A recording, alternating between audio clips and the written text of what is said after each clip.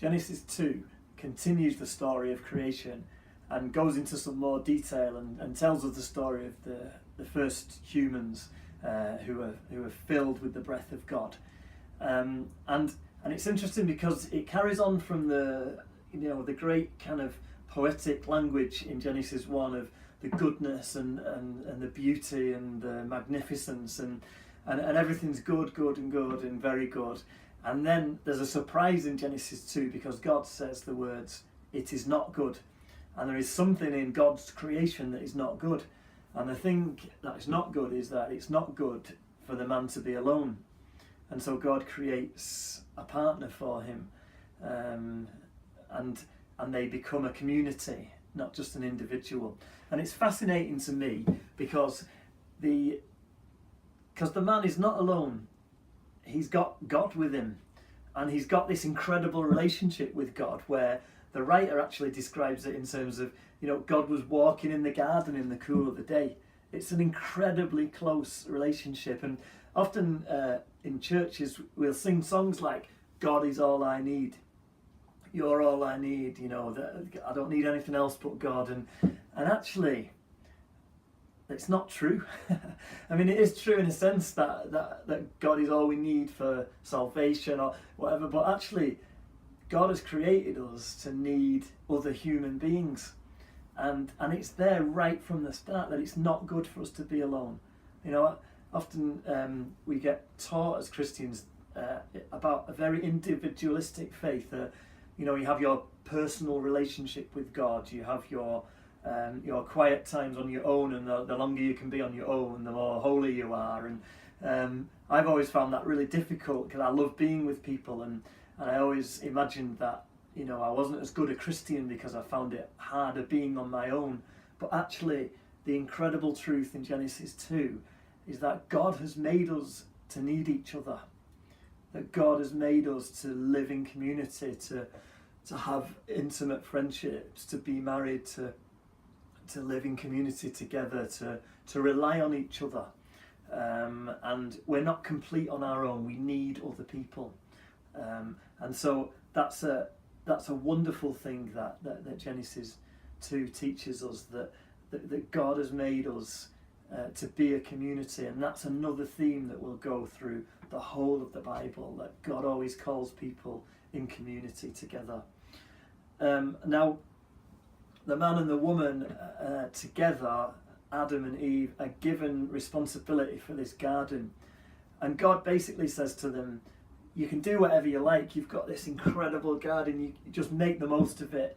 Go and eat from this and do that and prepare these things and just explore it. But there's just one thing that I don't want you to do. I don't want you to eat from this tree. But everything else you can do. And of course, Genesis, just like the whole of the Bible, as much as it teaches us a story of what happened, it teaches us a story of what happens. And this is what happens. We're told when you're a kid and you say, and your mum and dad say, "Don't touch that," the first thing you want to do is touch that, because you want to see why you're not allowed to do it. And it's something in our nature that we want to explore, and we want to, and people tell us not to do something, and that makes us want to do it. Who do you think you are to tell me what I can and can't do? I'll do what I want, and I'll explore it, and I'll deliberately do the things that you told me not to do, and it leads to all sorts of trouble. And Adam and Eve have, because they decide to go the wrong way, they're then expelled from the garden, and they have to work for themselves, and life becomes much more difficult as a result, and this kind of curse comes upon them, and so they're expelled. And often Christians talk about this moment as they call it the fall of humankind, when sin comes into the world. But it's not just Genesis 3 that has this, that teaches us about what happens when humans rebel against God. It's the whole section, which is Genesis 3 to Genesis 11. There's this whole part of the Bible where we learn about what it looks like when we do what God doesn't want us to do, when we rebel against our Creator, when we say, actually, I know better than God. And that's what Genesis 3-11 shows us what it's like when we do that. And it's pretty horrific.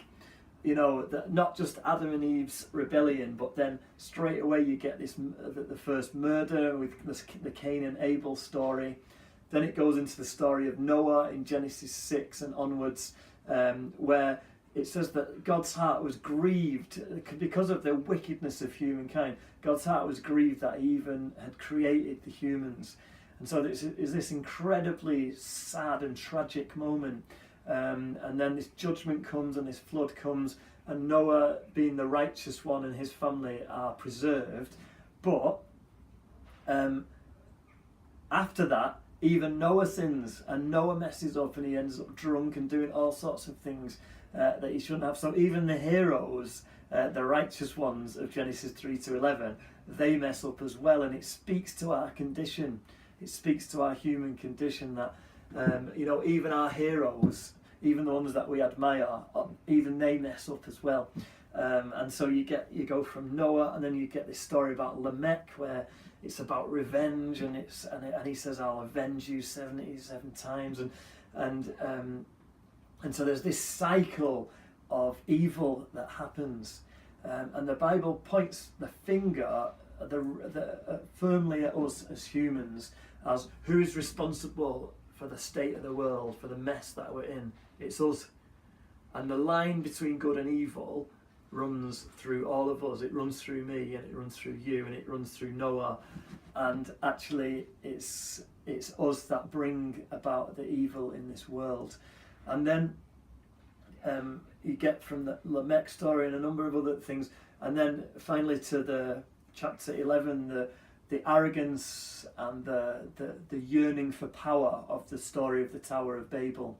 And they try and build this magnificent tower and try and reach the heavens with it. And again, it's just a series of stories about what it looks like when we rebel against God, and we fall out with each other, and we murder, and we sin sexually, and all sorts of things happen when we turn our eyes from God, and we do the things that we know to be wrong, and we become selfish, and so there becomes this issue of, well, what is next? What is the hope for humankind? Will God just come and start again and throw it all away and begin again, or just give up and destroy everything? And what God chooses to do is fascinating, which he chooses a person, a man called Abram and his wife Sarah, and the God who kind of called out the worlds and said, let there be light, let there be planets. The God who called it all into existence makes another call, and that call is to Abraham and Sarah and their descendants, that they could be a light to the world and a blessing to all the families of the earth.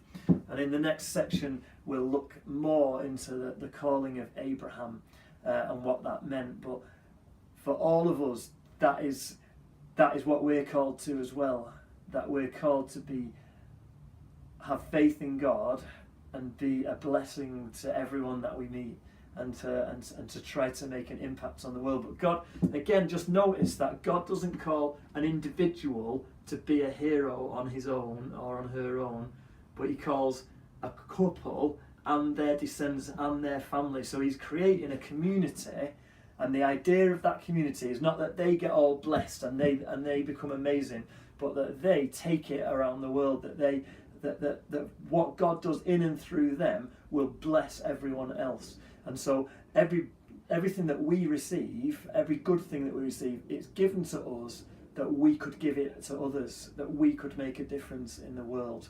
And that is the start of what you might call God's rescue plan for the earth, as that he chooses a people, that he doesn't just intervene and destroy, but he chooses a people, and he says, you're going to be the ones who are going to make the difference. And he says that to us today as well.